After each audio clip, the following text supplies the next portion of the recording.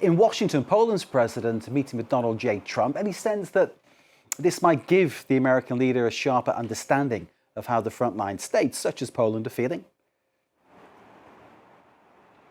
Well, you know, at the moment, Poland is locked in political infighting because Karol Nawrocki, the president, is not the government. The government is led by Donald Tusk, the prime minister, who's from the liberal pro-European coalition. Karol Nawrocki is a nationalist, more right-wing. He was favoured by Donald Trump very explicitly during the election campaign, leading to allegations of election meddling against the United States, actually. And he's billed himself as a fan of Donald Trump. But I think it's fair to say most European leaders are much more fans of Donald Tusk than of Karol Nawrocki. Karol Nawrocki's office received some information, tips, as is the norm, from the government, from the foreign ministry, ahead of this trip to Washington, because in theory it's the government that governs and the president is a kind of figurehead, so they're supposed to tell him what he's supposed to say. And his office just laughed at it, ridiculing the much more experienced people who are in the Polish government, who've got years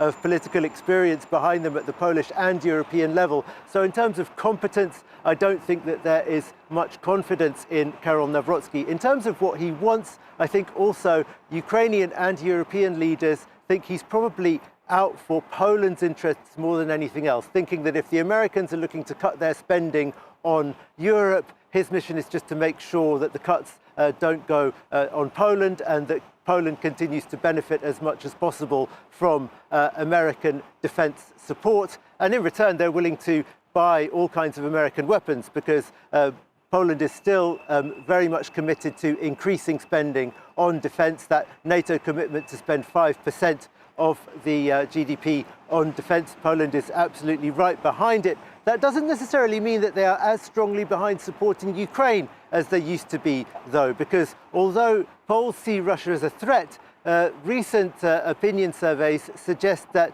actually a majority of them don't think that a Russian invasion of Poland is in any way imminent or likely, and they're kind of split on the question of whether helping Ukraine actually makes a Russian invasion of Poland more or less likely. And Karol Nawrocki is going to be following where Polish public opinion, particularly right-wing public opinion, leads him, I think. Gulliver Cragg, as always, thank you very much indeed. Gulliver there joining us from, I think, Maidan Square in Kyiv. Thank you, sir, very much indeed.